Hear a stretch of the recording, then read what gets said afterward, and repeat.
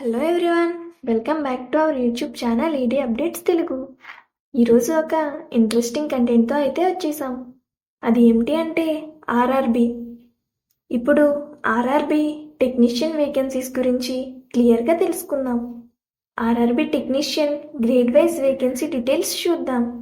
ఇవి మొత్తం అయితే 14,298 వేకెన్సీస్ అయితే ఈ నోటిఫికేషన్తో భర్తీ చేస్తారు. ఇందులో మరలా technician grade 1 signal 1,092, technician grade 3 8,052 vacancies and technician grade 3 workshop 5,154 vacancies అయితే ఉన్నాయి. వేకెన్సీస్ అయితే బాగానే చెప్పారు. ఎలిజిబిలిటీ ఏముండాలి అనే కదా మీ సందేహం. ఇప్పుడు అదే మాట్లాడుకుందాం.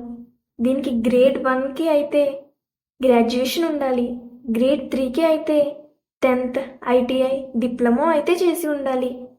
గ్రేడ్ 1కి ఏజ్ వచ్చేసి 18 to 36 ఇయర్స్ అండ్ గ్రేడ్ 3కి ఏజ్ వచ్చేసి 18 to 33 ఇయర్స్ అయితే ఉండాలి. సమ్ కేటగిరీస్ వాళ్ళకి ఏజ్ రిలాక్సేషన్ కూడా ఉంటుంది. దీనికి సెలెక్షన్ ప్రాసెస్ ఎలా ఉంటుందో ఇప్పుడు చూద్దాం. దీనికి ఎగ్జామ్ వచ్చేసి అక్టోబర్ ఆర్ నవంబర్లో అయితే కండక్ట్ చేయడం జరుగుతుంది. అండ్ సెలెక్షన్ ప్రాసెస్ వచ్చేసి ఫస్ట్ CBT అంటే కంప్యూటర్ బేస్డ్ టెస్ట్ అయితే కండక్ట్ చేయడం జరుగుతుంది.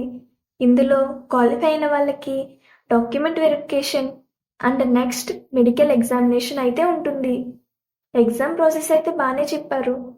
మరి ఎగ్జామ్లో క్వాలిఫై అవ్వడానికి ఏం చదవాలో కూడా చెప్పండి అని అడుగుతారేమో. అది చెప్పడానికే కదా మా ఈడీ అప్డేట్స్ ఉంది. ఇప్పుడు సిలబస్ ఏంటో చూద్దాం. గ్రేడ్ 1 సబ్జెక్ట్స్ వచ్చేసి జనరల్ అవేర్నెస్ 10 క్వశ్చన్స్ 10 మార్క్స్కి ఉంటాయి. And general intelligence and reasoning 15 questions 15 మార్క్స్కి ఉంటాయి. Basic of computer and applications 20 questions 20 మార్క్స్కి ఉంటాయి. Mathematics 20 questions 20 marks and basic science and engineering 35 questions 35 మార్క్స్కి అయితే ఉంటాయి. ఈ ఎగ్జామ్ మొత్తం కలిపి 100 మార్క్స్కి అయితే ఉంటుంది. ఇప్పుడు గ్రేడ్ 3 సిలబస్ ఏంటో చూద్దాం. ఇందులో మొత్తం 100 క్వశ్చన్స్ 100 మార్క్స్కి అయితే ఉంటాయి.